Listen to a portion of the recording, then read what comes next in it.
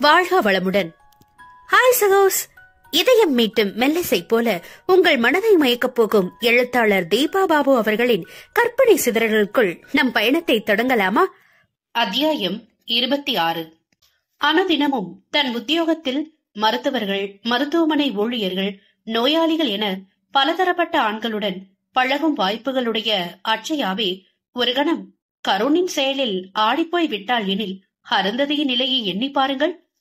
எதிர்பாராத நேரத்தில் தன் அருகில் தள்ளிவிடப்பட்ட ரிச்சர்டின் அருகாமை அட்சயாவை சற்றே படபடக்க செய்துவிட்டது. இடியட், இப்ப எதுக்காக இவனை இப்படி என் பக்கத்துல தள்ளிவிட்டான்? அவன் வந்து என் பக்கத்துல நின்னுட்டு இவன் அந்த அருந்ததியோட புறம் நிக்க வைக்கிறான் இல்லையா? ராஸ்கர், தனியா மாட்டுட்டோம், இருக்கடி அவனை உனக்கு என உள்ளே கருவியபடி வெளியே முகம் மாறாமல் அமைதியின் தெரு உருவமாக நின்றாள் அட்சயா. கரனுடைய ஷர்ட் தன் ஷாலை உரச நெருக்கமாக நின்றிருந்த தருணம் அருந்ததியின் இதய துடிப்பை சட்டென்று நிறுத்தி புலன்கள் யாவையும் செயலற்று நிற்க செய்துவிட்டது. திரும்பி பக்கவாட்டில் அவன் முகம் பார்க்கும் தைரியமில்லாது பதற்றத்தில் துடித்த இதழ்களை மென்மையாக கடித்தபடி தன்யாவின் புறம் லேசாக திரும்பி நின்றாள் அவள். அதை கண்டு முகம் சுளித்தவன் தன் அன்னையிடம் விழிகளால் சமிக்கை செய்தான். கண்கள் இடுங்க தன் கொழுந்தனை ஒரு பார்வை பார்த்துவிட்டு, இதென்ன இந்த பக்கம் திரும்பி நிக்கிற? மொபைல் கரனோட கையில இருக்கு, அங்க பாரு என்று அருந்ததியை மெல்ல அவன் புறம் திருப்பினாள் அவள். தவிப்புடன் தன்யாவை நோக்கிய விழிகளை சிரமப்பட்டு விலக்கி கருணின் கைபேசியில் பார்வையை பதித்தாள் அருந்ததி. அவள் உணர்வுகளை படிக்கும் நிலையில் அவளுடைய அண்ணன் இல்லை. கருணின் செயலால் முதலில் திடுக்கிட்டவன் பின்பு அட்சயாவின் அருகாமையை ஆவலுடன் ரசிக்க தொடங்கிவிட்டான். தன்யா, இங்க வா, ஐயர் மூத்த மருமகளை கூப்பிடுறாரு பாரு என்று கமலா அழைக்க, இது வரமா என அங்கே விரைந்தாள் அவள். சற்று மனமில்லாமல், சரி வாங்க நாமளும் போலாம் என தன்னுடன் இருந்தவர்களை அழைத்துக் கொண்டு கருண் நடக்க பெண்கள் இருவருக்கும் நிம்மதி பெருமூச்சு பிறந்தது. அருந்ததியிடம் திரும்பிய அட்சயா, ஹாய், நீங்க தான் அருந்ததியா என்றாள் சிநேகமான முறுவலோடு. என்று சின்ன புன்னகையோடு தயக்கத்துடன் அவள் ஆமோதிப்பதற்குள், ஆமா, ரிச்சர்டோட தங்கச்சி என்று வேகமாக பதிலளித்தான் கருண்.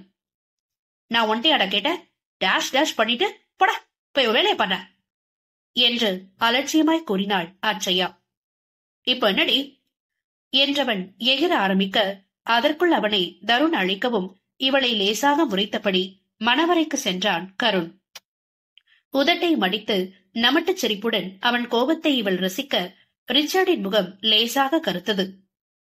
இவங்களுக்குள்ள என்ன உறவு?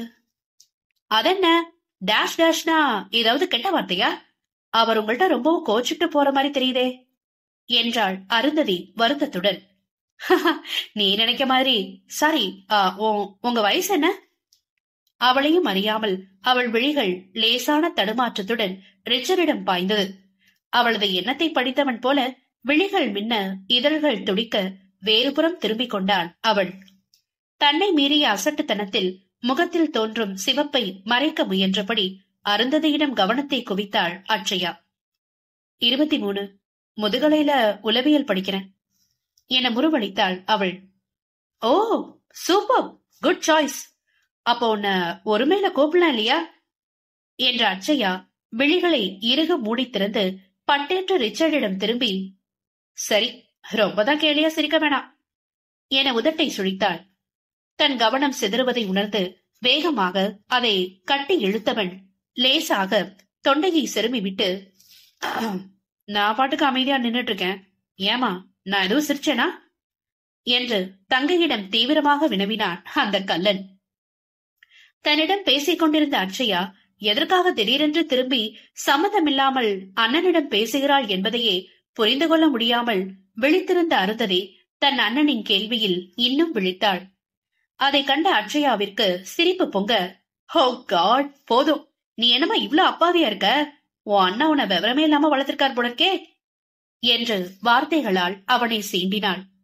பார்த்த நொடியிலிருந்து தன் துருதுருப்பால் அவனுடைய உள்ளத்தை கொள்ளை கொண்டிருந்தவளின் கேலி அவன் மனதை இலகுவாக்க தானும் திருப்பி பதிலடி கொடுத்தான் ரிச்சர்ட். பேசிக்கலி அவளுடைய நேச்சரே அப்படிதான். Very soft and reserved. யாருக்கிட்டையும் சட்டுன்னு படபடன் பேசிட மாட்டா. சோ என்றவாறு புருவங்களை சுருக்கி அவனை உற்று பார்த்தாள் அட்சயா. சோ என தானும் இழுத்து, அவ்வளவுதான் அவளோட குணம்னு சொல்ல வந்த என கவனமாக பதிலளித்து தோள்களை குலுக்கினான் நாயகன். சற்றே அவனை ஆழ்ந்து நோக்கிவிட்டு அருந்ததியிடம் திரும்பியவள், இந்த காலத்துல நீ இப்படி இருக்கிறது சேஃப் கிடையாது. சீக்கிரமா உன்னோட இயல்புகளை மாத்திக்கொப்பாரு, சரியா என அறிவுரைத்து விட்டு, நான் சொன்னது பெரிய கெட்ட வார்த்தையும் கிடையாது. அவன் என்கிட்ட கோவிச்சுக்கவும் இல்ல. இதெல்லாம் எங்களுக்குள்ள சும்மா அடிக்கடி ஏற்படுற சின்ன சின்ன லடாய், அவ்வளவுதான். மத்தபடி அவனும் நானும் திக் ஃப்ரெண்ட்ஸ். வெளி உலகத்துல எத்தனையோ நண்பர்கள் இருந்தாலும் இவன் அளவு யாரும் எனக்கு க்ளோஸ் கிடையாது. அவன் எனக்கு என்னைக்குமே தோழனுக்கு தோழன், சகோதரனுக்கு சகோதரன் என தலையை ஒரு புறமாய் சரித்து புன்னகையுடன் கூறி அண்ணன் தங்கை இருவரின் நெஞ்சிலும் பாலை வார்த்தாள் அட்சயா. ஓ, ஆனா அவர் உங்க மாமா பையன் தானே, சகோதரன்னு சொல்றீங்க என்றாள் தயக்கத்துடன். அது சின்ன வயசுல இருந்தே அப்படிதான். மாமா ஃபேமிலி கருண் பிறக்கும் போது பூனேல இருந்தாங்க. இங்க வர்றப்போ நாங்க 2 பேரும் கேஜி போற வரைக்கும் அந்த அளவுக்கு வயசோட பிள்ளைகள்லாம். எங்க 2 பேருக்கும் ஓராண்டுதான் வித்தியாசம்ன்றதுனால விளையாடுற பொம்மையில இருந்து குடும்ப அங்கத்தினர்கள் வர எல்லாருமே எங்க ஆளுமைய நிலநாட்ட பயங்கர போட்டி நடக்கும். தருணனா எங்களை விட வயசுல மூத்தவரு.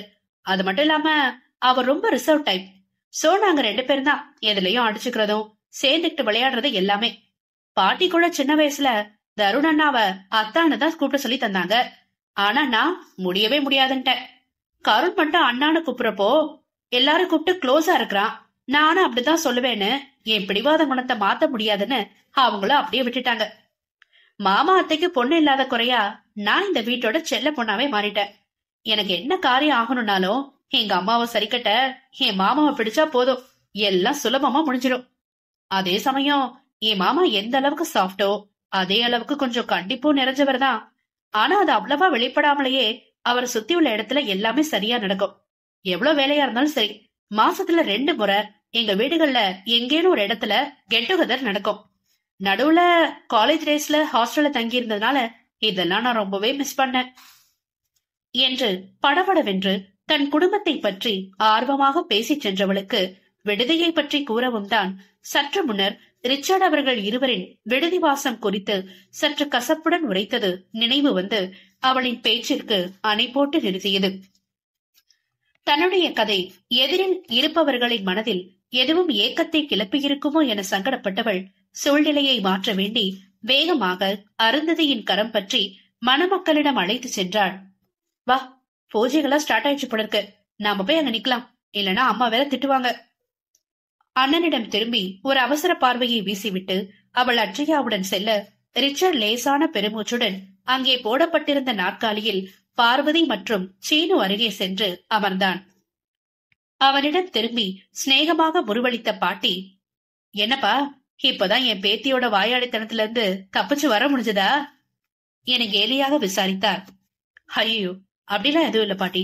உங்க 2 குடும்பங்களுக்கும் இடையேயான உறவோட நெருக்கத்தை தான் அவங்க அவ்வளவு ஆர்வமா சொல்லிட்டு இருந்தாங்க. அத பேச ஆரம்பிச்சோன்னா நாங்களும் அப்படித்தான் மாறிடுவோம்பா என நகைத்தார் அவர். அப்படி இல்ல பாட்டி, உங்க பேத்தி எதை பத்தி எப்படி வளவலன்னு பேசினாலும் சரி, அவ எதிரில அமர்ந்துகிட்டு அவ முகத்தையே பார்த்தபடி கேட்டுட்டே இருக்கணும்னு எனக்கு தோணுது என்று எண்ணமிட்டவன் மேடையில் கருண் தன்யா அருகில் நின்று கொண்டு சிந்துவிடம் குனிந்து எதையோ கலகலத்தபடி நகைக்கும் அட்சயாவை தன் மனதில் ஆசையாக நிறைத்து கொண்டான். கண்ணிமைக்காமல் அவளின் அசைவுகளை விடாமல் ஆர்வமாக படம் பிடித்துக் கொண்டிருந்தவனின் விழிகளில் அந்த சூழ்நிலைக்கு சற்றும் பொருந்தாது நகைமுகம் மாறாமல் காக்க வெகுவாக சிரமப்படும் அருந்ததி விழுந்து மனசாட்சியை தட்டி எழுப்பினாள். என்ன ரிச்சர்ட் செய்யற நீ? அண்ணனா பொறுப்பேற்கும் போது உனக்குள்ள எடுத்துக்கொண்ட அந்த சபதத்தை மறந்துட்டியா? இந்த வீட்டு பையனை அருந்ததி விரும்புறான்னு தெரிஞ்சும் அத முதல்ல சீர் செய்யாம அதுக்குள்ள ஓ மனசு அலப்பாய விடுற.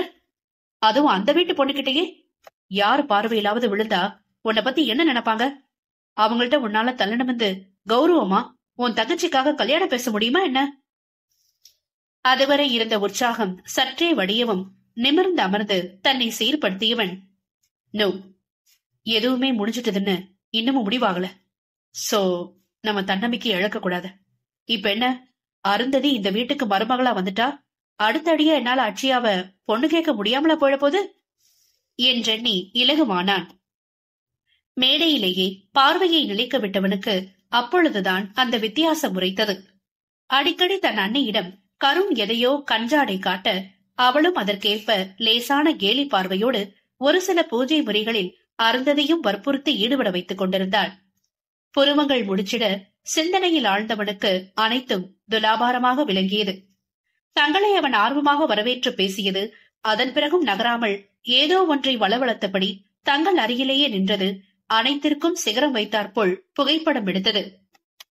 திருட்டு ராஸ்கல், இவ ஆளோட நின்று போட்டோ எடுக்கத்தான் என்ன பிடிச்சு ஏன் ஆள்கிட்ட தள்ளிவிட்டானா? சரியான ஆளாதான் இருப்பான் போல இருக்கே, இனி இவகிட்ட கவனமா இருக்கணும் என்று நினைத்தவனின் உதடுகளில் குறுஞ்சிரிப்பு ஒன்று தன்னால் மிளிர்ந்து நின்றது. தன் மலையளவு கவலை குன்றிலும் சிறியதாக குறைந்து விட்டதாக எண்ணி உள்ளத்தில் பெரும் நிம்மதி தோன்றியது. எப்படியோ இவன் மனதில் அருந்ததி இருக்கிறாள் என்றால் எப்படியாவது பெரியவர்களிடம் பேசி சம்மதம் வாங்கிவிடலாம். இங்கிருப்பவர்களை பார்த்தாலும் பரந்த மனம் கொண்டவர்களாகத்தான் தெரிகிறார்கள். அருந்ததியின் நிலை புரிந்து அவள் மீது எந்த தவறும் இல்லை என்பதை நிச்சயம் உணர்ந்து கொள்வார்கள். அதன் பிறகு தன்னால் அட்சயாவிடம் விழிகள் திரும்ப, இல்ல ரிச்சர்ட், அருந்ததி கருணோட திருமணம் உறுதியாகிற வர நீ கொஞ்சம் அடக்கித்தான் வாசிக்கணும். அவங்க விஷயம் நல்லபடியா முடிகிறதுக்குள்ள இடையில நீ எதுவும் குட்டைய குழப்பிடாத என்று தன்னை அடக்கியவனுக்கு இந்த உலகில் அவளை விட சிறந்த துணை தனக்கு அமையாது என்றே தீவிரமாக தோன்றியது. இதுவரை நான் வாழ்ந்த இயந்திரத்தனமான தனிமை மற்றும் உப்பு சப்பற்ற வாழ்விலிருந்து இவளுடைய துருதுருப்பும் கலகலப்பும் தான் என்னை மீட்டெடுத்து இது போன்றதோடு உறவுகளின் அன்பு நிலைத்த சொர்க்கலோக வாழ்விற்கு இட்டு செல்லும். அது மட்டுமின்றி இந்த குடும்பத்தை சேர்ந்த இவள் ஒருவளால் மட்டும்தான் என் மனதின் உணர்வுகளை முழுமையாக புரிந்து கொண்டு காலம் முழுவதும் அருந்ததிக்கும் எனக்கும் இடையிலான உறவு பாலத்தை எந்த பங்கமும் இன்றி நன்றாக பார்த்து கொள்ள முடியும் என்று உறுதியாக நம்பினான் ரிச்சர்ட். நட்புகள் எல்லாரும் நம்ம சேனலை மறக்காம சப்ஸ்கிரைப் பண்ணுங்க, கதையை கேளுங்க, லைக் பண்ணுங்க, கமெண்ட் பண்ணுங்க, பிடிச்சவங்க ஷேர் பண்ணுங்க. நன்றி.